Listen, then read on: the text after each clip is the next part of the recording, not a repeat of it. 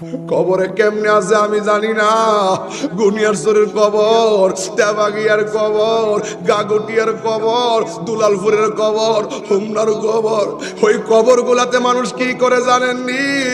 ওই কবরে আবার যদি শুনতাম, কবরের মধ্যে শুধু বলতেছে আল্লাহ বাঁচাও, আল্লাহ আর পারি না, ও আল্লাহ আর সহ্য হয় না, ও আল্লাহর কত জ্বালাইবা, ও আল্লাহর কত পুরাইবা, ও আল্লাহকে যদি জানতাম নামাজ না পড়াইলে কবরের মধ্যে এমনি জ্বালাইবা, জীবনে নামাজ ছাড়তাম না।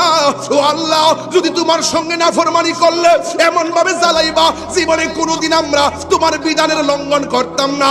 আল্লাহ তুমি আবার সুযোগ দাও, আমরা দুনিয়াতে যাইয়া তোমার মন খুলে ডাকবো। আল্লাহ বলে না না, সুম্মা ইলাইহি তুরজাউন।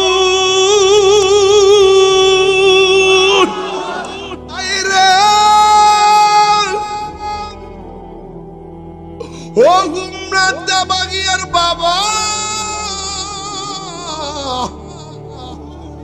কারো সঙ্গে খারাপ ব্যবহার কইরো না।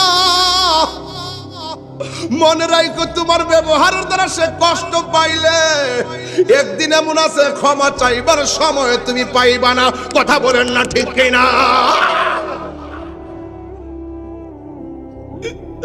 এই জন্য যুবক যুবক, নিঃশ্বাসের কোন বিশ্বাস, তিনটা মাত্র কাপড় পরে বাপটা কবরে পড়ে রয়েছে। রাসূল বলেন আমি গুরুস্থানে যাইয়া দেখি সবগুলা মানুষ জান্নাতের বিছানা ঘুমাইতেছে, একটা কবরের কাছে যাইয়া দেখি লোকটা জাহান্নামের বিছানার মধ্যে পইরা পইরা লাফাইতাছে লাফাইতাছে লাফাইতাছে। আমার নবী তো রহমাতুল লিল আলামিন,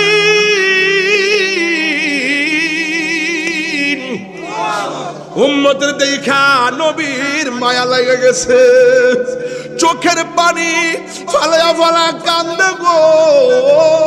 রাজাব কেমন লাগলো রে বাবা, আমার মরণের কতদিন বাকি আমি জানিলাম না গো আল্লাহ, মরণের কতদিন বাকি আমার, মরণের কতদিন বাকি আমি জানিলাম না গো আল্লাহ, মরণের কতদিন বাকি। আর আজরাইল আসিয়া যখন হস্তে দিবা দড়ি, জীবনে কত হুজুরদের ওয়াজ মাঠে পয়সা পয়সা শুনছি, এই হুজুরগুলো এখন অন্ধকার কবরে চলে গেছে। এমনও হতে পারে আগামী বছর আমার লাশটা, যারা মাটির নিচে শুয়ে আছে, যারা মাটির উপরে চলাফেরা করে, এরা কোনোদিন সমান হতে পারে না। দেবাগিয়ার ঘরে আগুন লাগলে ফায়ার সার্ভিস আগুন নিভাবে, আর গুরুস্থানে যারা শুয়ে আছে তাদের কবরে জাহান্নামের আগুন লাগলে কোনো ফায়ার সার্ভিস নিভাইবার কোনো সুযোগ না। আল্লাহ বলেন ওয়া মা ইয়াসতাবিল আহিয়া ওয়ালাল আমওয়াত।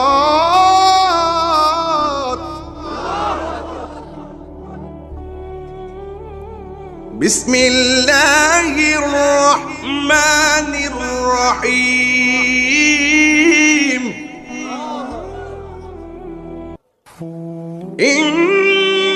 ইন্নাল্লাহা ইউসমিউ মান ইয়াশা।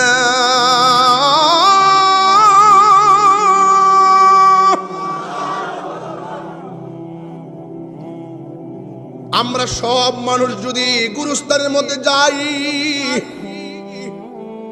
বাপটারে 3টা কাপড় দিয়া শুয়াইছি, মাটারে 5টা কাপড় দিয়া শুয়াইছি, কিন্তু তারা কি সুখে কিনা দুঃখে আছে আমরা দেখার মতো কোনো ক্ষমতা। আল্লাহ বলে আমি যারা ইচ্ছা করি, ইন্নাল্লাহা ইউসমিউ মান ইয়াশা, আমি আল্লাহ যাকে ইচ্ছা করি ওই কবরের মানুষটার সুখ এবং দুঃখ দেখার ক্ষমতা আমি আল্লাহ দান করি। এই দুনিয়াটা হলো তুচ্ছ। আল্লাহ রাব্বুল আলামিন কোরআনের মধ্যে বলে দিয়েছেন, বাল তুফিরুনাল হায়াতাদ দুনিয়া ওয়াল আখিরাতু খায়রু ওয়া আবকা।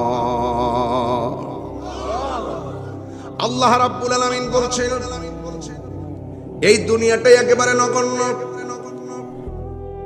এই দুনিয়ার পরে আরেকটা জীবন, ওই জীবনটার নাম হলো আখিরাত। আপনারা জবান খুলে বলেন, দুনিয়ার চাইতে আখিরাতের দাম কম না বেশি? এই দুনিয়ায় লয় হয়ে যাবে, এই দুনিয়ায় সব শেষ হয়ে যাবে। আল্লাহ রাব্বুল আলামিন বলেন, বাল তুসিরুনাল হায়াতাদ দুনিয়া ওয়াল আখিরাতু খায়রু ওয়া আবকা। আল্লাহ রাব্বুল আলামিন বলেন, এই দুনিয়া ছেড়ে চলে যেতে হবে। দুনিয়াটা হলো নগণ্য, আখিরাতটা হলো চিরস্থায়ী, দুনিয়াটা হলো ক্ষণস্থায়ী। এই দুনিয়ার মধ্যে থেকে আমার আল্লাহর জিকির করা লাগবে। এই দুনিয়ার মধ্যে থেকে কি করা লাগবে আমার আল্লাহ বলে দিয়েছেন, ওয়াযকারা ইসমা রাব্বিহি ফাসাল্লা। আল্লাহ বলে, বান্দারে দুনিয়াতে থাইকা আমি আল্লাহকে স্মরণ করো। আমি আল্লাহ তোমাদেরকে ইবাদত দিয়েছি নামাজ, এই নামাজটা তোমরা কায়েম করো, নামাজটা তোমরা পড়ো। আপনারা জবান খুলে বলেন, নামাজ পড়লে গুনাহ মাফ হয় কি হয় না? আল্লাহ বলে, ওয়াযকারা ইসমা, তোমরা আল্লাহর নামের জিকির করো। আল্লাহু আকবার, তোমরা আল্লাহকে স্মরণ করো।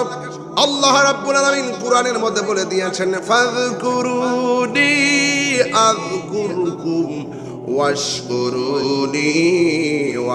আল্লাহ রাব্বুল আলামিন বলেন, যেটা বলছেন, আমরা কি মুমিন না কাফের? মুমিনের জন্য জান্নাতের শুভ সংবাদ আছে না নাই? যদি আপনি কাফের হন, আল্লাহ রাব্বুল আলামিন কোরআনের মধ্যে বলে দিয়েছেন, ইন্নাল্লাহা লা'আনাল কাফিরিনা ওয়া আ'আদ্দা লাহুম সাঈরা। আল্লাহ রাব্বুল আলামিন বলেন, নিশ্চয়ই যারা কাফের হবে এদের উপরে আমার আল্লাহর লানত, এদের উপরে আমার আল্লাহর অভিশাপ। আর এরা শুধুমাত্র অভিশাপ নয়, এদের জন্য আমার আল্লাহ জ্বলন্ত আগুন প্রস্তুত করে রেখে দিয়েছেন। আর যদি আপনি মুমিন হতে পারেন, আল্লাহ রাব্বুল আলামিন কোরআনের মধ্যে বলে দিয়েছেন, ওয়াবাশশিরিল্লাযীনা আমানু ওয়া আমিলুস সালিহাতি আন্না লাহুম জান্নাতিন তাজরি মিন তাহতিহাল আনহার। আল্লাহ রাব্বুল আলামিন বলেন, হ্যাঁ মুমিনগণ, তোমাদের জন্য সুসংবাদ, যারা ঈমানদার এবং যারা নেক আমল করে এদের জন্য আমার আল্লাহ রাব্বুল আলামিন জান্নাতের ব্যবস্থা রেখে দিয়েছেন। হ্যাঁ বন্ধুগণ আমার, এই দুনিয়ার মধ্যে থেকে আমার রাসূলুল্লাহকে কষ্ট দেওয়া যাবে? আল্লাহকে কষ্ট দেওয়া যাবে? আল্লাহর বিরুদ্ধে কথা বলা যাবে? নবীর বিরুদ্ধে কথা বলা যাবে? ও আমার মা, হতে বাগিয়ার মা, পায়ের মধ্যে হাত দিয়ে বলে দিয়ে যায়, আল্লাহ রাব্বুল আলামিন কোরআনের মধ্যে বলে দিয়েছেন, ইন্নাল্লাযীনা ইউযুনাল্লাহা ওয়া রাসূলাহু লা'আনাহুমুল্লাহু ফিদ দুনিয়া ওয়াল আখিরাহ ওয়া আ'আদ্দা লাহুম আযাবাম মুহিনা। আল্লাহ রাব্বুল আলামিন কোরআনের মধ্যে বলেছেন, নিশ্চয়ই যারা আল্লাহকে কষ্ট দিবে, ওয়া রাসূলাহু, এবং তার রাসূলকে কষ্ট দিবে, আল্লাহ বলেন লা'আনাহুমুল্লাহু ফিদ দুনিয়া ওয়াল আখিরাহ, এদের জন্য দুনিয়াতেও আল্লাহর লানত, আখিরাতেও আল্লাহর লানত। শুধুমাত্র তাই নয়, ওয়া আ'আদ্দা লাহুম আযাবাম মুহিনা, আল্লাহ রাব্বুল আলামিন তাদের জন্য অপমানজনক শাস্তির ব্যবস্থা রেখে দিয়েছেন। ঠিক কিনা? এই জন্য বোঝা গেল ইমানদার হলে লাভ আছে, বেঈমান হলে লস। ভালো কাজ সিনেমা হল বানাইছেন লস, মাদ্রাসা বানাইছেন লাভ, কনসার্টের ফাহাশা অশ্লীল গান বাদ্যের মধ্যে গেছেন লস, নবীর মহব্বতের মাহফিলে এসেছেন লাভ। লাভ লস চেনার জন্য বাজারে যাওয়ার দরকার নাই, বিবেক হলো সবচাইতে বড় আদালত। এই আদালতটা আমাদেরকে স্থাপন করে দিয়েছেন কে? আর জবান খুলে বলুন কে? যদি আপনি ইমানদার হতে পারেন, আল্লাহ রাব্বুল আলামিন আপনাকে নিয়ামত দান করবেন, ডান হাতের মধ্যে আমলনামা হাসরের ময়দানে দান করে দিবেন। আল্লাহ রাব্বুল আলামিনের হাবিব বলেন, হাসরের ময়দান যেদিন কায়েম হবে, সেই দিন মানুষ নাফসি নাফসি বলে কাঁদবে। এমন একটা সাগর হবে, ওই সাগরে সমান তালে পানি থাকবে না। কোনো কোনো কাহারু গিরার সমান পানি, কোনো কোনো মানুষের জন্য হাঁটু পর্যন্ত পানি, কোনো কোনো মানুষের জন্য কোমর পর্যন্ত পানি, কোনো কোনো মানুষের জন্য গলা পর্যন্ত পানি। ও বন্ধু বন্ধু, ও বন্ধু রে, সেই দিন কেউ কাউকে চিনবে না, সেই দিন কেউ কাহার জন্য কথা বলবে না রে বাবা। যার গুনাহ যেমন তার নিচ থেকে পানি ঝরবে তেমন, এই পানিটা মেঘনা নদীর পানির মতন ঠান্ডা হবে না। এই পানিটা হবে দুনিয়ার আগুনের চাইতে 70 গুণ বেশি গরম পানি হবে। ওই কঠিন মুসিবতে মানুষ নাফসি নাফসি বলে কাঁদবে। আল্লাহর হাবিব বলেন, ওই কঠিন মুসিবতে 7 প্রকারের মানুষকে আমার আল্লাহ আরশের নিচে ছায়া দান করবেন। 1 নম্বর মানুষটা হলো আদেল, মানে আমার আল্লাহর হাবিব বলেন, হাসরের ময়দানে যারা আদেল ন্যায় বিচারক, তাদেরকে আমার আল্লাহ আরশে আজিমের নিচে ছায়া দিয়ে দিবে। 2 নম্বর হলো ওই মানুষটা, যেই মানুষটার যৌবনে ইবাদত বেশি। ও পোলাপান, খেলায় খেলায় সময় নষ্ট করে দিও না। এমন একটা সময় আসবে, রুকু দিতে গেলে তোমার কোমর ব্যথা করব। এমন একটা সময় আসবে, সূরা ফাতিহা পড়তে গেলে জিহ্বা ভারী লাগবো। এমন একটা সময় আসবে, কোরআন শরীফ পড়তে গেলে দুয়া লাগবো। এমন একটা সময় আসবে, রাতের বেলা লাঠি ভর ছাড়া হাঁটা যায় না। চিৎকার মাইরা কন্যা আল্লাহ।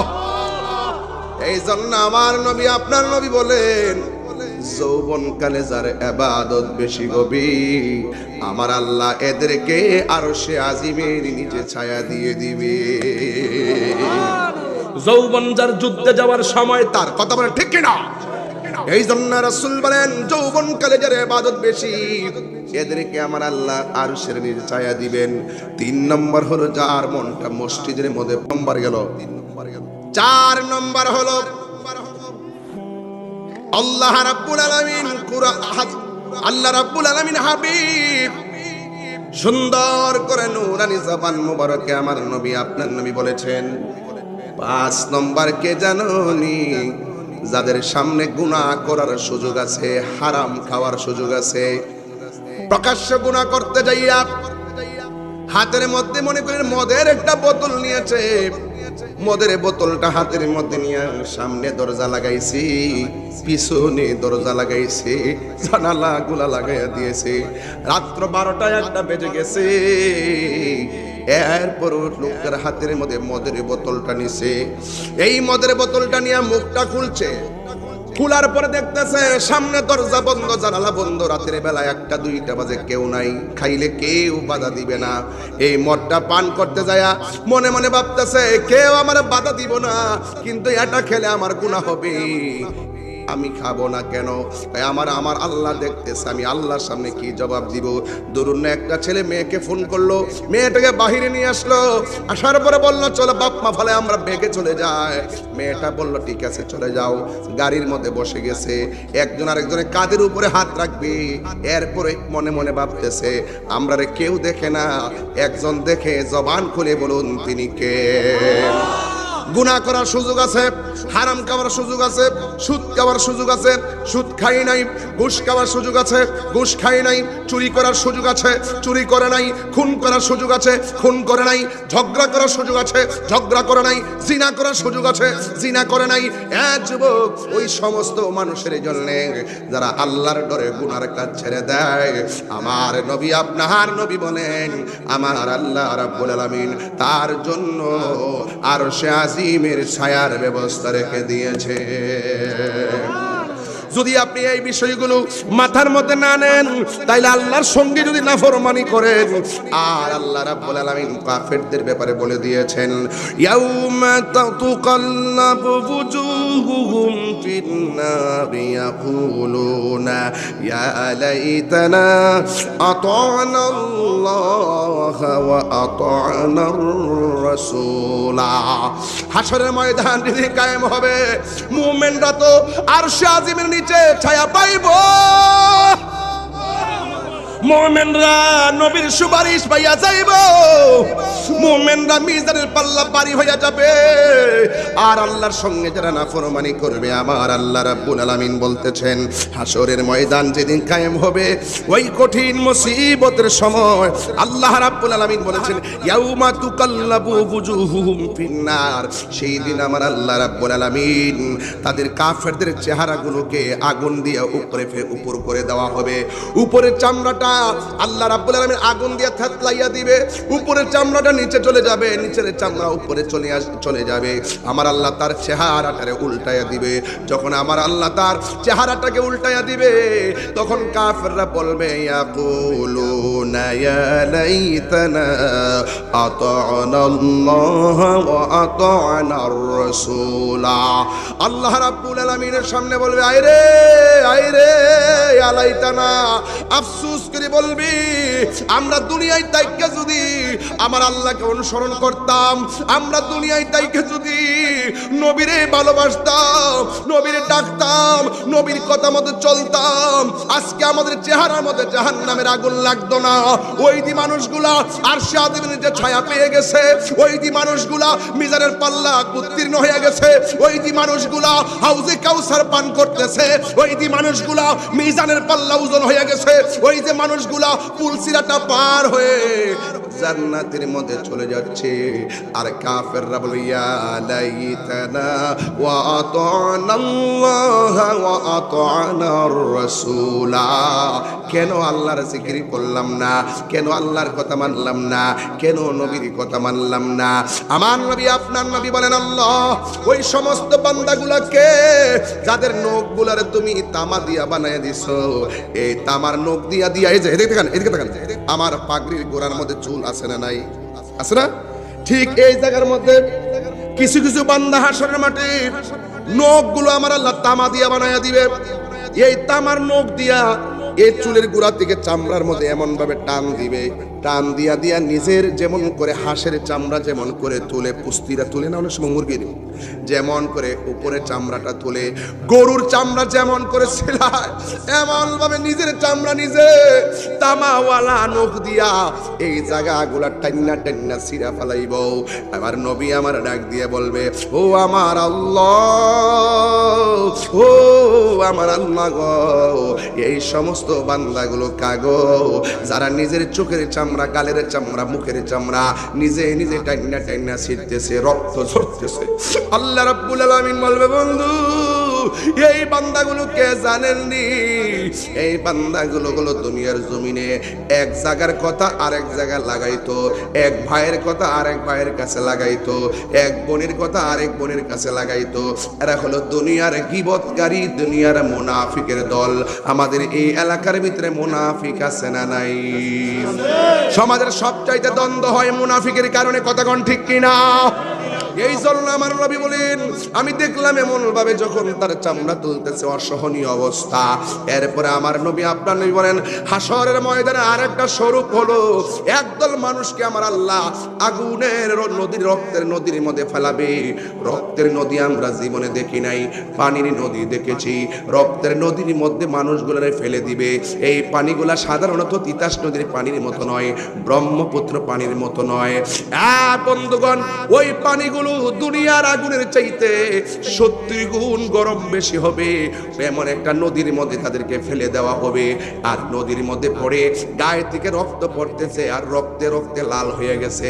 আর আগুনের পানি আপনারা ভালো করে জানেন, আগ্নেয়গিরি যারা দেখেছেন তারা বুঝেন, পাহাড়ের চূড়ায় পানির নিচ থেকে এমন ভাবে বড় বড় আগুনের স্ফুলিঙ্গ উঠে, কথা বলেন ঠিক কিনা?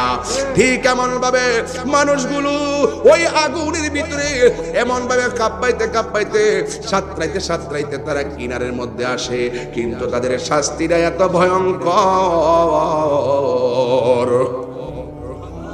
এবার তারা সাঁতরাইতে আল্লাহ গো তুমি আমরারে বাঁচাও, আমরারে বাঁচাও, আমরারে বাঁচাও, এই কথা বলতে বলতে কিনারের মধ্যে যখন আসে, আল্লাহর দরা কিন্তু নরম নয়, আল্লাহ ছাড় দেয় কিন্তু ছেড়ে দেয় না।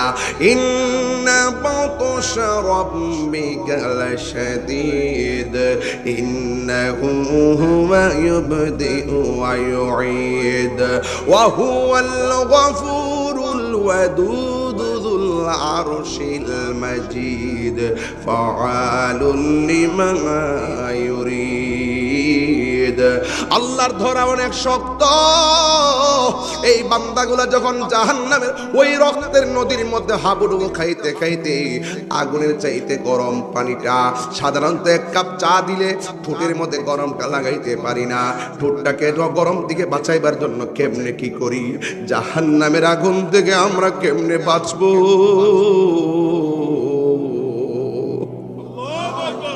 কবর আযাব কেমন লাগবে রে বাবা। আমার মরণের কতদিন বাকি আমি জানিলাম না গো আল্লাহ, মরণের কতদিন বাকি, আমার মরণের কতদিন বাকি আমি জানিলাম না গো আল্লাহ, মরণের কতদিন বাকি। আর আজরাইল আসিয়া যখন হস্তে দিবা দড়ি, জীবনে কত হুজুরদের ওয়াজ মাঠে বৈশা বৈশা শুনছি, এই হুজুরগুলো এখন অন্ধকার কবরে চলে গেছে। এমনও হতে পারে আগামী বছর আমার লাশটাও কবরে থাকতে পারি।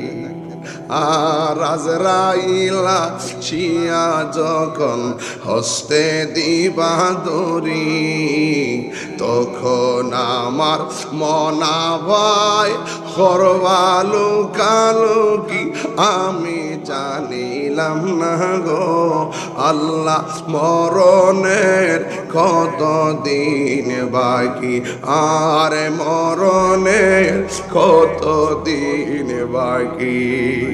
আর 40 দিনের আগে ভাইরে মৌতের নিশানি,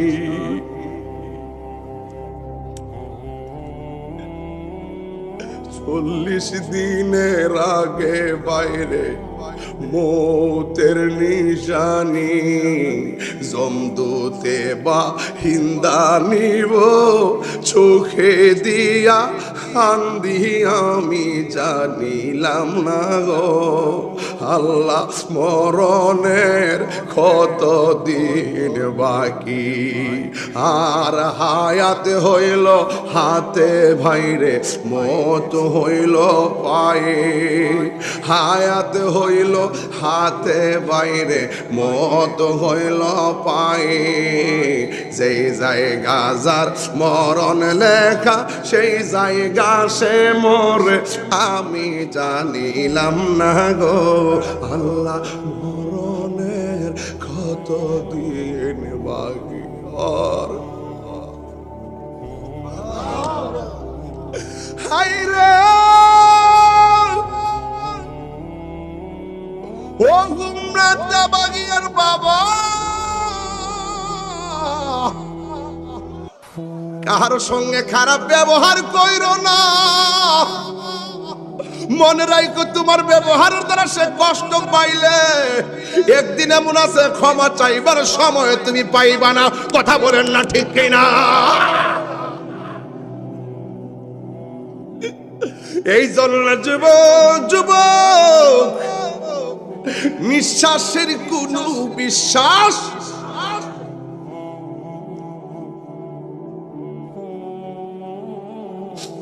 এই জন্য আমার নবী আপনার নবী হলেন, আমার নবী একদিন গুরুস্থানের মধ্যে গেল, নতুন গুরুস্থান, অনেকগুলা কবর, কবর সব কবরবাসীর নিচে আমার আল্লাহ জান্নাতের বিছানা বিছায় রাখছে। এমন নসিব আমরা রইবনি, এমন গুরুস্থান আমরা নসিব হইবনি। হায় রে, আপনি তো মনে করতেছেন 100 বছর আগে যারা শুয়ে গেছে এরা ওখানে এই কবরটাতে পড়ে রইছে। 500 বছর আগে যারা কবরটা গেছে এখন ওই কবরটা পড়ে রইছে। হাড্ডি গুলার খবর নাই, নামেরও খবর নাই, কবরেরও কোনো খবর নাই। এমন এক সময় আসবে 150 বছরের ভিতরে এখানে একটা মানুষের দুনিয়ায় থাকবেন না, এক একটা কবরে পইরা পইরা থাকবো। কবরে কেমনে আছে আমি জানি না। গুনিয়ার চরের কবর, তেবাগিয়ার কবর, গাগটিয়ার কবর, দুলালপুরের কবর, হুমনার কবর। ওই কবর গুলাতে মানুষ কি করে জানেননি?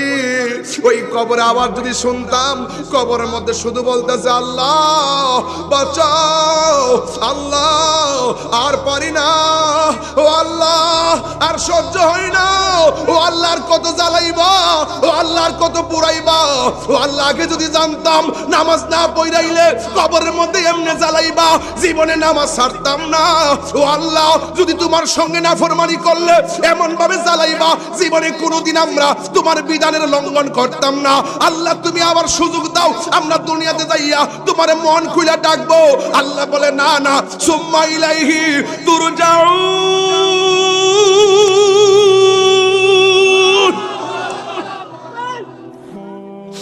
না না আর যাওয়া যাবে না। গনিয়ার চড়ার তেবাগিয়ার গুরুস্থানে যারা গেছে বাপটা কিন্তু আর উঠে আসে নাই। 3টা মাত্র কাপড় পরে বাপটা কবরে পড়ে রইছে। রাসূল বলেন আমি গুরুস্থানে যায়া দেখি সবগুলা মানুষ জান্নাতের বিছানা ঘুমাইতেছে।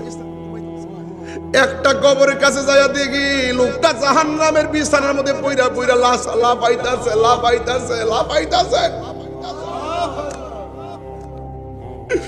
আমার নবী তো রহমাতুল লিল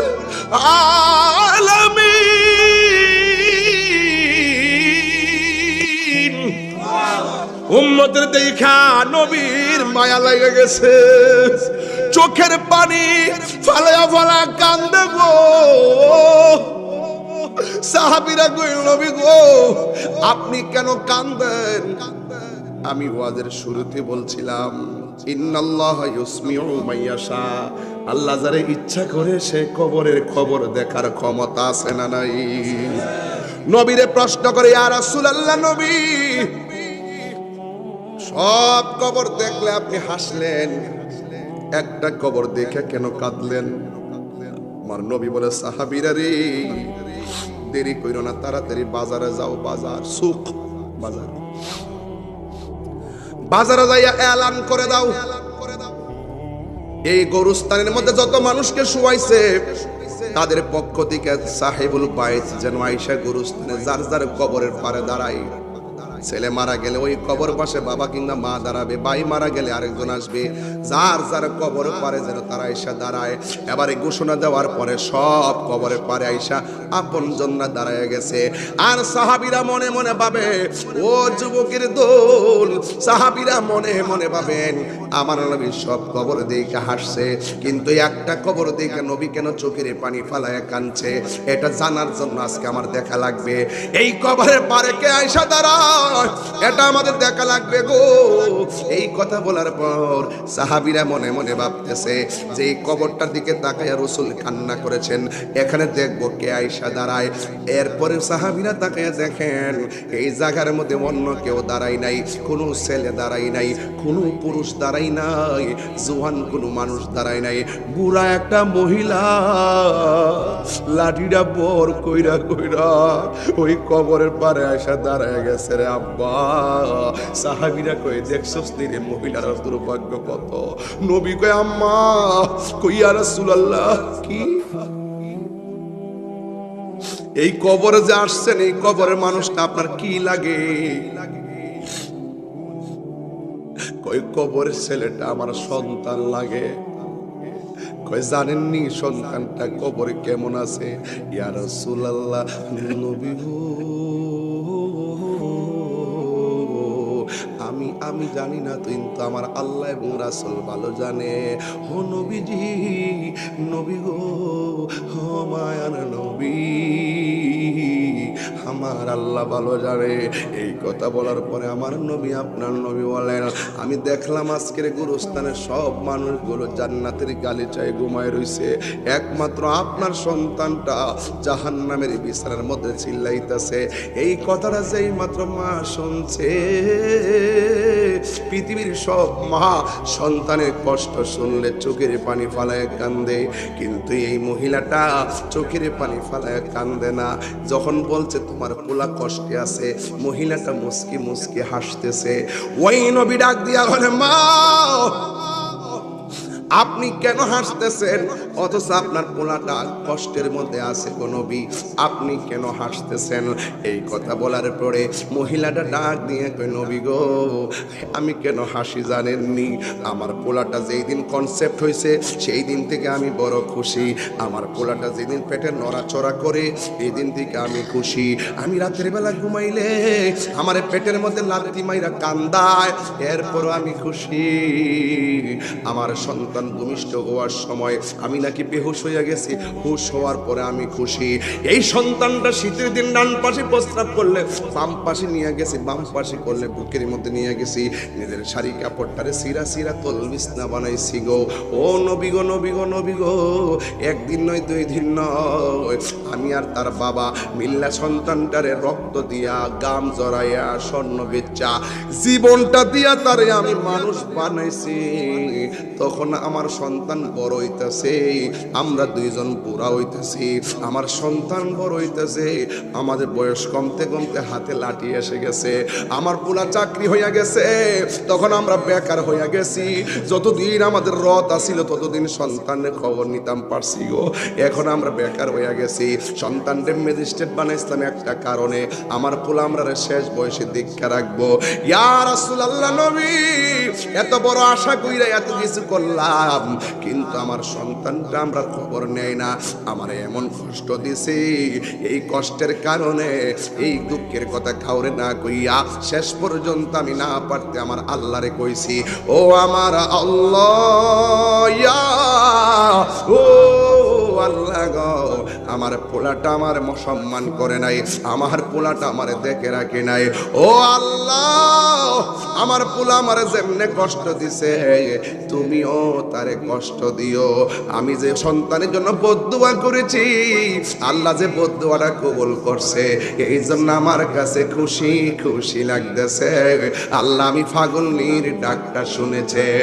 এবার আমার নবী তো উম্মতের দরদি, আমার নবী ডাক দিয়া কে, আল্লাহ সন্তান মার কষ্ট দিছে, মা সন্তানের জন্য বদদুয়া দিয়েছে, তুমি আল্লাহ কবুল করে জ্বালাইতেছো। কিন্তু আমি নবী তো আপনার বন্ধু, মেহেরবানি করে আপনার কাছে আমার একটা দাবি রইল। মা হয়তো শুনছে সন্তানের কবরে আযাব হইতেছে, কিন্তু মা তো চোখে দেখে নাই। দয়া করে কবরটারে ফাঁক কইরা সন্তানটারে দেখায় দাও, যেমন করে আমি দেখছি এমনটা দেখাইয়া দাও। নবী আল্লাহর কাছে বলছে, আল্লাহ কি না দিয়া পারে? যেই মাত্র নবী দোয়া করছে, নবীর মতো মুস্তাজিবুদ দাওয়া, যা চাইবে তা পাবে, সাথে সাথে উত্তর হয়ে যাবে। মায়ের দেখি রে গ্রামবাসী, একটু দাঁড়াও মায়েরে দেখি। চিৎকার মেরে কি আল্লাহু আকবার বলা যাবে না? সেই মাত্র মা আগুন আগুন আগুন দেখায় আল্লাহর ডাক দিয়ে কি, আল্লাহ আমার পোলা আমারে কষ্ট দিছে, আমি বদদুয়া দিছি না পাইরা, তুমি তারে এমন ভাবে যদি কষ্ট দিবা, আগে যদি জানতাম আমার জাদুমনির আমি কোনোদিন বদদুয়া দিতাম না গো আল্লাহ। হ্যাঁ যুবক, এখনো পয়লা দিয়া যা, যদি মা বাপরে কষ্ট দিয়া থাকো, কালকে যাইয়া মা বাপের পায়ে দুইটা মাপ চাইয়ে বলবো, আম্মা আমি যা করছি ভুল করছি, আর জীবনে আপনার মনে কষ্ট দিব না। কেন? আপনারে কষ্ট দিলে আমার আল্লাহ কষ্ট পায়, আর যেই সন্তান কষ্ট দেয় এই সন্তান রে আমার আল্লাহ কষ্ট দেয়। কথা বলেন ঠিক কিনা? আর আওয়াজ করে এখন আল্লাহু আকবার। জান্নাতের চাবি, না জান্নাতের চাবি আমার মা, মা গো জান্নাতের চাবি আমার মা, জান্নাতের চাবি আমার মা, আমার গো জান্নাতের চাবি আমার মা। মা যার বেঁচে নাই তার মতো দুঃখী নাই, মা যার বেঁচে নাই তার মতো দুঃখী নাই, খালা ফুফু মায়ের মতো না মা গো জান্নাতের চাবি আমার মা, মা মা গো জান্নাতের চাবি আমার মা।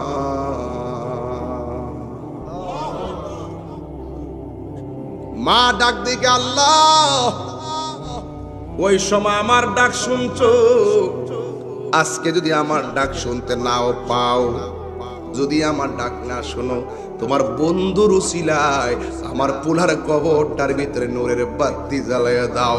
কথাটা বলতে দেরি রে বাবা, আমার আল্লাহ সন্তানের কবরে জান্নাতের গালিচা পাঠাইতে দেরি হয় না। এই জন্য মা বাপরে ভালোবাসতে লাভ আছে না নাই? মা বাপরে কষ্ট দিলে তোমার জিন্দিগি বন্দিগি সব বরবাদ হয়ে যাবে। এই মাদ্রাসাটা হলো ছাত্রগুলারে মানুষের মতো মানুষ বানাইবার ক্যান্টনমেন্ট। এই জন্য এই মাদ্রাসাটা হোক, আমরা চাই কি চাই না? আরো জোরে বলুন, চাই কি চাই না?